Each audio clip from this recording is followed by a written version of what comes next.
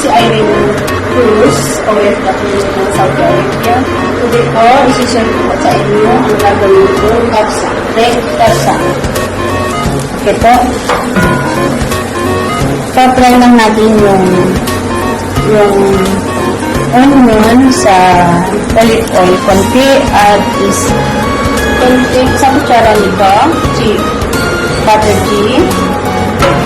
Tapos isusunod natin yung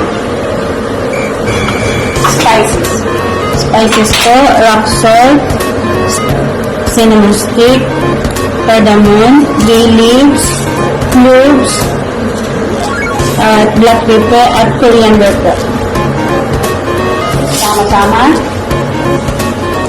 Okay. Tapos meron tayong black pepper powder, cardamom powder, cumin powder, at meron tayong kapsa spices. Ito po. Okay po. Tapos pagsama-samahin natin sama sa paggigisa.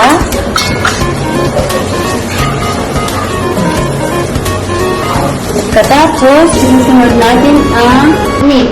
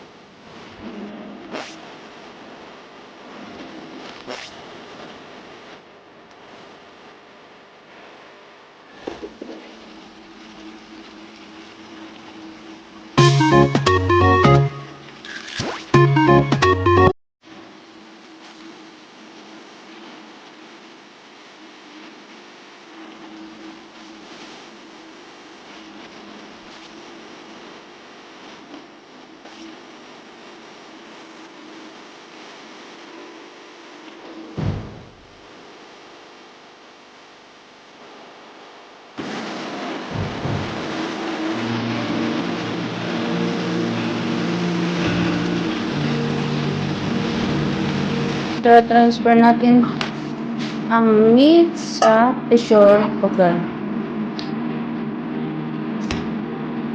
para maluto siya surely time. Hello guys, thank you for watching. Sana po nagustuhan nyo yung way kung paano ako magluto ng red kapsa. Sana po nagustuhan nyo yung video ko. Sana po huwag kayong magsawa na manood ng mga video ko na i-upload ko sa next. At sana po i-like nyo and share and subscribe please sa channel ko. Tapos pakiclick naman po, kalimutan na i-click yung bell button para update kayo sa next video po. Salamat po. God bless. Thank you.